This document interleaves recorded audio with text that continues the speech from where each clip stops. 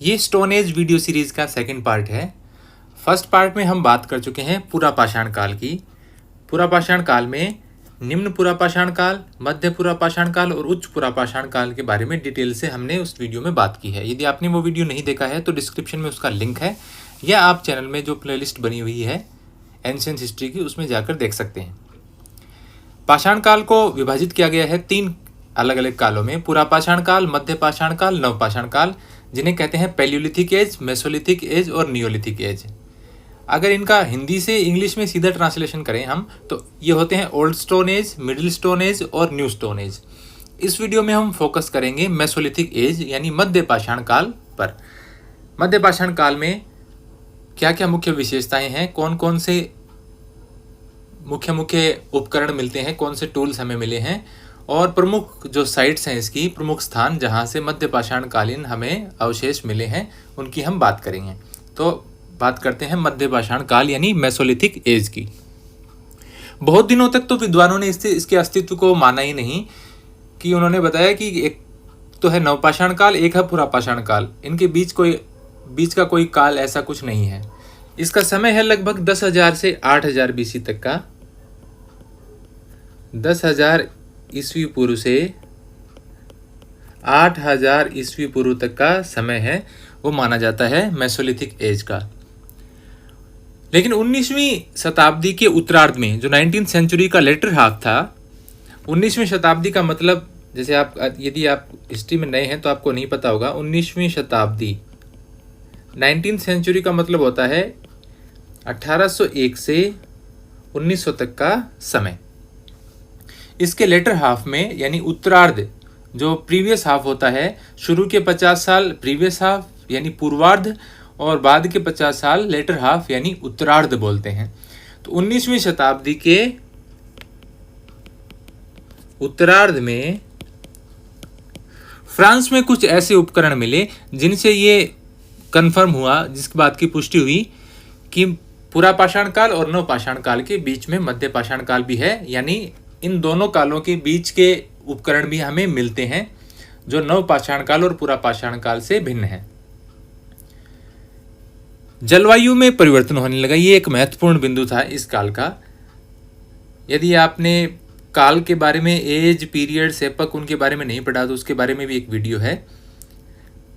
10,000 BC के लगभग जलवायु में परिवर्तन होने लगा। वैसे तो 11,700 यानी 12,000 के लगभग से ही आइस एज तो जो थी, ग्लेशिएशन का जो टाइम था, दुनिया में बर्फ थी वो पिघलने लगी, पृथ्वी का वातावरण गर्म होने लगा और 10,000 से 8,000 बीसी तक आते आते पृथ्वी लगभग 8,000 तक तो स्टेबल हो गई थी जलवायु। आज की जो जलवायु है लगभग उसके इक्वल जैसी ही जलवायु थी। तो एक तो जलवायु में परिवर्तन होने लगा। इस दौरान मनुष्य टोलियां बनाकर ग्रुप्स में रहने लगा। तो आप ये बिंदु लिख सकते हैं, जलवायु परिवर्तन होने लगा, क्लाइमेट चेंज, मनुष्य समूह में रहने लगा यानी ग्रुप्स में रहने लगा, स्थायी निवास यानी उन्होंने, पहले वो नोमैड्स थे, खानाबदोश इधर उधर घूमते रहते थे, स्थान चेंज करते रहते थे, लेकिन अब स्थायी निवास बनाने लग गए, बस्तियां बनाने लग गए अपनी। इसके अलावा क्योंकि उनके पास उपकरण अच्छे थे, हथियार अच्छे थे, इसलिए वो बड़े जानवरों का शिकार भी करने लग गए। तो ये कुछ विशेषताएं हैं मध्य पाषाण काल की। फिर है इस काल के दौरान हमें कैसे उपकरण मिलते हैं, टूल्स। तो अब हम बात करेंगे इस काल के उपकरणों की। इस काल में प्रयुक्त होने वाले उपकरण हैं वो पुरा पाषाण काल के आकार की तुलना में बहुत छोटे थे। जो पुरा पाषाण काल में पैलियोलिथिक एज में जो हमें टूल मिलते हैं उनके तुलना में आकार देखा जाए तो इनका बहुत छोटा था, इसलिए इनको लघु पाषाण उपकरण कहते हैं, माइक्रोलिथ। क्योंकि इनका आकार छोटा था इसलिए इनको माइक्रोलिथ कहते हैं, लघु पाषाण उपकरण।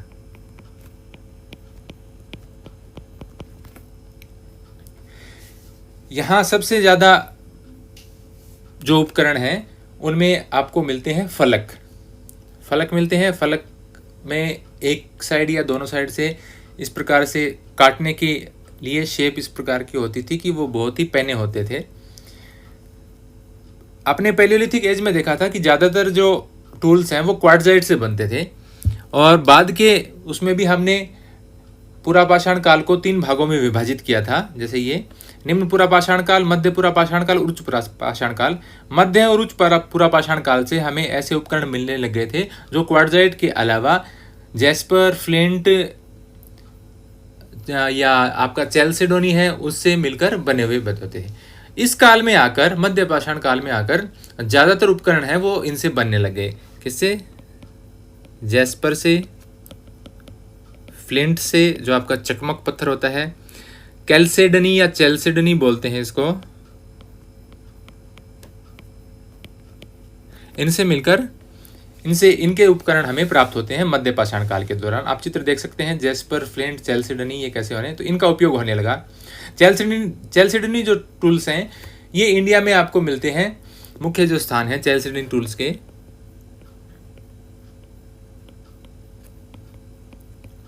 चैल्सेडनी टूल्स हमें मिलते हैं बागौर से। बागौर है भीलवाड़ा राजस्थान में, और 3 यूपी के मध्य पाषाणकालीन स्थल हैं ये, चौपानी मांडो, सराय नाहरराय और महदहा से। यहां से हमें मिलते हैं चैल्सेडनी टूल्स, चैल्सेडनी पत्थर के बने हुए। ये प्रमुख स्थल हैं जहां से मिला है।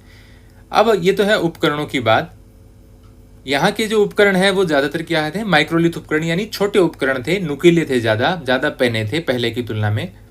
अब बात करते हैं प्रमुख स्थलों की, यानी जो इम्पोर्टेंट साइट कौन कौन सी हैं मध्य पाषाण काल की। उसमें सबसे पहले हम बात करेंगे बागौर की। ये सबसे इम्पोर्टेंट साइट है इस काल की, बागौर। ये है भीलवाड़ा राजस्थान में। भीलवाड़ा राजस्थान का एक जिला है। यहां से मध्य पाषाणकालीन अवशेष हमें मिलते हैं। बागौर भारत का सबसे बड़ा मध्य पाषाणकालीन स्थल है। ये बहुत इंपॉर्टेंट क्वेश्चन है। बागौर भारत का सबसे बड़ा मध्य पाषाणकालीन स्थल है। इसके अलावा बागौर से हमें पशुपालन के प्राचीनतम साक्ष्य मिलते हैं, एविडेंस मिलते हैं कि यहाँ पशुओं को पाला जाता था। तो ये 2 बहुत ही इंपॉर्टेंट बातें हैं इसकी, कि एक तो ये क्या है, भारत का सबसे बड़ा मध्य पाषाणकालीन स्थल है ये, मध्य पाषाणकालीन स्थल।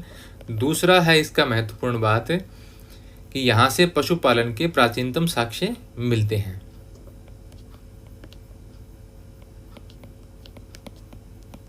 पशुपालन के प्राचीनतम साक्ष्य मिलते हैं। पशुपालन के प्राचीनतम साक्ष्यों की बात करें तो एक तो बागौर में मिलते हैं, दूसरा एक स्थान और आता है आदमगढ़, यहां से भी मिलते हैं। इसके साथ ही इसका नाम आता है आदमगढ़, मध्य प्रदेश में है। तो ये एक प्रमुख स्थल है बागौर। बागौर की एक और विशेषता है बहुत बड़ी, कि बागौर से आपको मेसोलिथिक एज यानी मध्य पाषाण काल के अवशेष मिलते हैं, ताम्र पाषाण काल के यानी चाल्कोलिथिक एज के भी आपको उपकरण मिलते हैं, या कह सकते हैं अवशेष मिलते हैं, और आयरन एज यानी लोह युग के अवशेष भी मिलते हैं। तो ये एक ऐसा स्थल है, ऐसी साइट है एक, जहां से मध्य पाषाणकालीन, ताम्र पाषाणकालीन और लोह युग के अवशेष मिलते हैं। दूसरा महत्वपूर्ण स्थल है जो लगभग हर आप एज में, हर काल में आप पढ़ेंगे, वो है भीमबेटका। भीमबेटका ये मध्य प्रदेश में है, भोपाल के पास पड़ता है। वैसे जिला है रायसेन। रायसेन और भोपाल पास पास ही हैं, दोनों डिस्ट्रिक्ट, दोनों की सीमा लगती है। रायसेन जिले में है भीमबेटका। यहाँ पहाड़ियों के अंदर गुफाएं हैं, बहुत सारी गुफाएं हैं, और वहां पर सैकड़ों चित्र बने हुए हैं। उन चित्रों में मानव आवास के साक्ष्य मिलते हैं, क्योंकि मनुष्य वहां रहता था, इसीलिए वहां चित्रकारी करता था। ये चित्र हैं वो ज़्यादातर उच्च पुरापाषाण काल से बनने शुरू हुए हैं, लेकिन सबसे ज़्यादा जो चित्र हैं वो मध्य पाषाण काल के मिलते हैं भीमबेटका की गुफाओं से। भीमबेटका भीमबेटका की खोज है वो की थी डॉक्टर विष्णु श्रीधर वाकणकर ने। डॉक्टर विष्णु श्रीधर वाकणकर ने भीमबेटका स्थल की खोज की थी। बाद में तो बहुतों ने अध्ययन किया इसका। तो यहां से उच्च पुरापाषाण काल अपर पैलियोलिथिक एज से चित्र बनने शुरू हुए और सबसे ज्यादा चित्र हमें मिलते हैं मेसोलिथिक एज के यानी मध्य पाषाण काल के। तीसरे जो हम स्थान की बात करेंगे वो मैं एक साथ ही ले रहा हूं। यूपी के 4 स्थान हैं उत्तर प्रदेश के, उन चारों की हम एक साथ ही बात करेंगे। पहले है चौपानी मांडो और फिर उन 3 की एक साथ बात करेंगे। उसमें सबसे ज्यादा हम बात करेंगे सराय नाहरराय की। तो यूपी के 4 स्थान हैं उत्तर प्रदेश के। इन 4 स्थानों में है, सबसे पहले है चौपानी मांडो, चौपानी मांडो। दूसरा है सराय नाहरराय,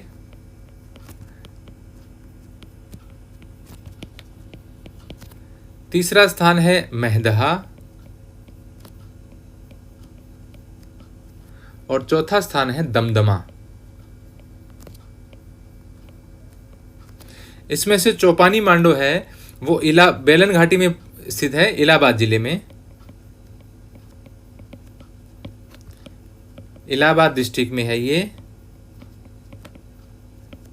बेलन घाटी में। इसके अलावा जो तीनों स्थल हैं आपके सराय नाहरराय और मेहदा, ये तीनों प्रतापगढ़ जिले में आते हैं। पास पास के स्थान हैं सारे, ये यूपी के प्रतापगढ़ जिले में है। ये बहुत ही महत्वपूर्ण स्थल हैं ये सभी मध्य पाषाण काल के। ये जो चौपानी मांडो है इसकी हम सबसे पहले बात करें।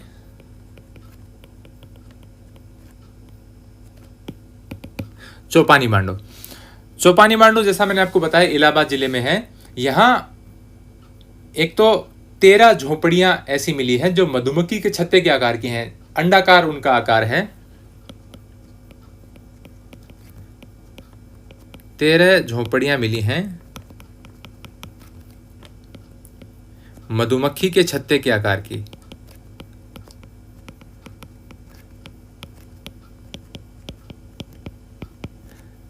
या आप इनको कह सकते हैं अंडाकार। बाकी झोपड़ियां हैं वो मिली हैं गोलाकार। शेष जो झोपड़ियां हैं वो गोलाकार हैं। तो ये है चौपानी मांडो। दूसरा हम बात करेंगे सराय नाहरराय की, साथ ही इसके बात करेंगे हम मेहदहा और दमदमा की। सराय नाहरराय, मेहदहा और दमदमा, इसके साथ ही मैं एक बार लिख देता हूं, मेहदहा और दमदमा। इन तीनों ही स्थानों से हमें मिलती हैं भारी चक्की,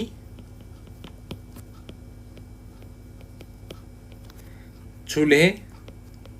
तीनों ही स्थानों से हमें चूल्हे मिलते हैं, गर्त चूल्हे जो जमीन में गड्ढा खोदकर बनाए जाते थे। इसके अलावा मृतक संस्कार विधि के साक्ष्य मिलते हैं। मृतक संस्कार विधि, ये तीनों स्थानों से मिलते हैं। अब हम विशेष तौर पर बात करेंगे सराय नाहरराय की, फिर अलग से बात करेंगे मेहदहा और दमदमा की। सराय नाहरराय से एक तो विशेष बात है कि 4 मनुष्यों की एक साथ कब्र मिली है, एक साथ दफनाया गया है उनको। 4 मनुष्यों की एक साथ कब्र मिली है। दूसरा महत्वपूर्ण बिंदु है, यहां से 2 पुरुषों और 2 स्त्रियों यानी 2 मेल और 2 फीमेल्स को एक साथ दफनाए जाने का प्रमाण हमें मिलता है। 2 पुरुष व 2 स्त्रियों को एक साथ दफनाए जाने का प्रमाण मिलता है। तीसरी महत्वपूर्ण बात है, यहां से जो गर्त चूल्हे हैं, चूल्हे जहां से मिलते हैं, उनमें आपको हिरण, बारहसिंगा, जंगली सुअर आदि पशुओं की अधजली हड्डियां मिली हैं। इसका मतलब क्या हुआ? चूल्हे में जानवरों की हड्डियां मिलने का मतलब है कि पशुओं के मांस भूनने के लिए इन चूल्हों का उपयोग किया जाता था। तो ये बड़ी लाइनें हो जाती हैं, यूं ही टाइम वेस्ट हो जाता है। आप याद कर लें और लिख लें कि यहाँ से हिरण, बारहसिंगा और जंगली सुअर आदि पशुओं की अधजली हड्डियां मिली है चूल्हों से। इसका मतलब चूल्हों का उपयोग है वह मांस पकाने के लिए यानी मांस को भूनने के लिए किया जाता था। यहां से जो प्रमुख उपकरण मिले हैं सराय नाहरराय से, उनमें है ब्लेड, भेदक, चांद्रिक, खुरचनी और कुछ ज्यामितीय उपकरण मिले हैं समबाहु या विषमबाहु आकार के, जिसमें सारी भुजाएं एक जैसी सी भी है, सारी भुजाओं के माप अलग भी हैं। तो ऐसे ज्यामितीय उपकरण यहां से मिले हैं सराय नाहरराय से। ज्यामितीय उपकरण बने हैं जो ज्यादातर किससे बने हैं? चैल्सडनी से। कुछ चर्ट से बने हुए भी हमें मिलते हैं, चर्ट से भी बने हुए मिलते हैं, जैस्पर से बने हुए भी मिलते हैं, ज्यादातर बने हुए हैं चैल्सडनी से। फिर एक महत्वपूर्ण बिंदु है, यहां से मृत भांड के अवशेष नहीं मिलते। जो मिट्टी के बर्तन हैं उसके अवशेष नहीं मिलते, मृत भांड के अवशेष नहीं मिलते हैं। जो मध्य गंगा घाटी के आसपास के क्षेत्र हैं वहां से ज्यादातर एरिया से मृत भांड यानी पोट्री जो है उसके अवशेष नहीं मिलते हैं। फिर हम बात करते हैं महदहा की।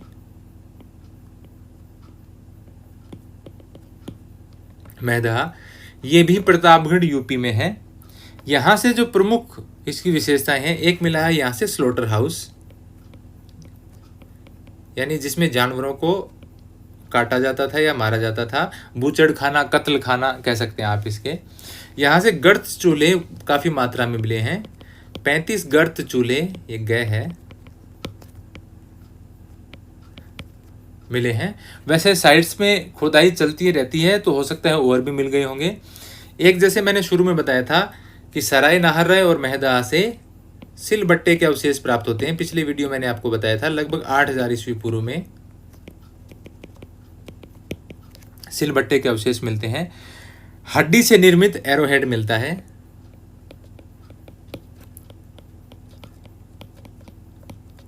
हड्डी से निर्मित एरोहेड, एरो का मतलब तीर, तीर का जो अगला नुकीला हिस्सा होता है वो हड्डी से बना हुआ मिलता है। इसके अलावा यहाँ से मिलते हैं हमें दंत रोग के प्रमाण मिलते हैं कि एक खोपड़ी के अध्ययन से, उसके दांतों के अध्ययन से ये पता लगा कि उसके दांतों का एक रोग था, उसको बोलते हैं शायद ओस्टियो अर्थराइटिस। अर्थराइटिस एक प्रकार का दंत रोग है ये, इसके प्रमाण हमें मिलते हैं। इसके अलावा स्त्री पुरुष को एक साथ दफनाने का साक्ष्य मिलता है, यानी स्त्री और पुरुषों को एक साथ दफनाया जाता था। स्त्री पुरुष को एक साथ दफनाए जाने का प्रमाण मिलते हैं, हमें साक्ष्य मिलते हैं, एविडेंस कह सकते हैं आप, साक्ष्य मिलते हैं। इसके अलावा लगभग 13 कंकाल ऐसे मिले हैं जिन्होंने कुंडल पहन रखे हैं और मुद्रिकाएं पहनी हुई थी। कुंडल यानी जो ईयर रिंग्स टाइप के होते हैं कानों में पहनने के, वो पहन रखे थे, और मुद्रिकाएं माला जैसी कुछ उनके गले में पाई गई है। तो ये सारी विशेषताएं, वो भी आप लिख लेना, ये सारी विशेषताएं हैं महदहा की। अब बात करते हैं हम ये जो लास्ट साइट बच गई यूपी की, दमदमा की।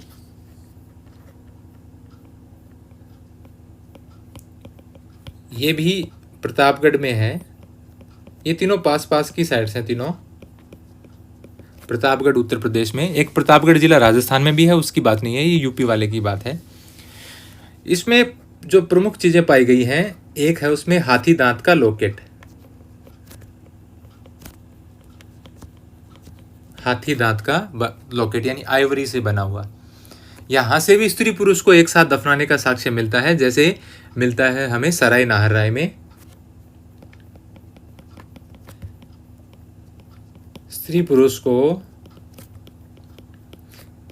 एक साथ दफनाने का साक्ष्य मिलता है हमें दमदमा से। हमें इससे पहले मिला था, महदहा से मिला था, सॉरी, महदहा से और दमदमा से हमें मिलते हैं। और यहाँ से 3 कंकाल एक साथ मिलते हैं, जैसे सराय नाहरराय में एक कब्र मिली है जिसमें 4 एक साथ कंकाल मिले हैं, 4 लोगों की एक साथ कब्र है। यहाँ से 3 लोगों की एक साथ कब्र मिली है।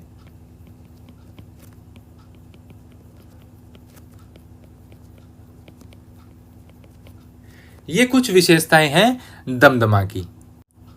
एक मध्यपाषाण काल का महत्वपूर्ण स्थल है लंगनाज, गुजरात में है ये।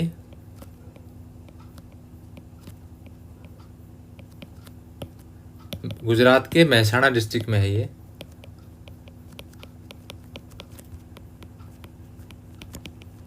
मेहसाणा गुजरात में।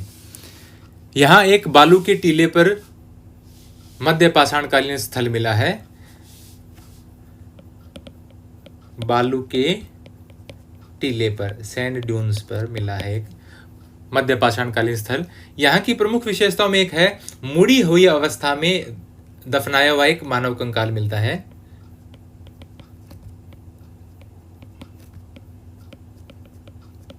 मुड़ी हुई अवस्था में दफन मानव कंकाल यहाँ से मिलता है। इसके अलावा एक तांबे का चाकू मिलता है। वो पाषाणकालीन तो नहीं है, हम कह सकते हैं, क्योंकि तांबे का प्रयोग तो बाद में हुआ है, लेकिन जब लंगनाज की बात ही आ गई है तो मैं बता देता हूँ, यहाँ से एक तांबे का चाकू मिलता है। फिर एक महत्वपूर्ण स्थल मिला है तमिलनाडु में, जिसको टेरीपुरा स्थल बोलते हैं। टेरीपुरा स्थल या यहाँ के इसको बोलते हैं बलुआ टीले। मिट्टी के टीलों पर मिले हैं ये बलुआ टीले। टेरी सैंड ड्यून्स, टेरी सैंड ड्यून्स, ड्यून्स नहीं सॉरी ड्यून्स, ये मिले हैं तमिलनाडु के तिरुनेलवेली डिस्ट्रिक्ट में। तिरुनेलवेली, तिरुने होता है शायद, एन ही आता है। तिरुनेलवेली डिस्ट्रिक्ट, तमिलनाडु से मिले हैं ये। यहाँ ये स्थल जो टेरीपुरा स्थल है ये खोजा था रॉबर्ट ब्रूस फुट ने, जिनको भारत में प्राग इतिहास का जनक कहा जाता है। तमिलनाडु के अलावा साउथ इंडिया में और हम बात करें तो ज़्यादा डिटेल में हम नहीं जाएंगे। इसके अलावा जिन स्टेट में मिलते हैं उनका नाम बता देता हूँ। कर्नाटक में मिलते हैं, आंध्र प्रदेश में मिलते हैं और केरल में मिलते हैं। तमिलनाडु हो ही गया, कर्नाटक, आंध्र प्रदेश और केरल, इस साउथ के ये स्टेट हैं जहाँ पर हमें मेसोलिथिक एज यानी मध्य पाषाणकालीन अवशेष मिले हैं। तो ये बात थी सारी पाषाण काल में मध्य पाषाण काल की। इससे पहले वाले वीडियो में पूरा पाषाण काल की बात कर चुके हैं, इसमें हमने बात की मध्य पाषाण काल की। नेक्स्ट वीडियो में हम बात करेंगे नवपाषाण काल की। उम्मीद करता हूं कि आपको ये वीडियो पसंद आया होगा। यदि पसंद आया है, आपके लिए हेल्पफुल है, तो लाइक जरूर कीजिए और कमेंट करके बताइए कि आपको कैसा लगा।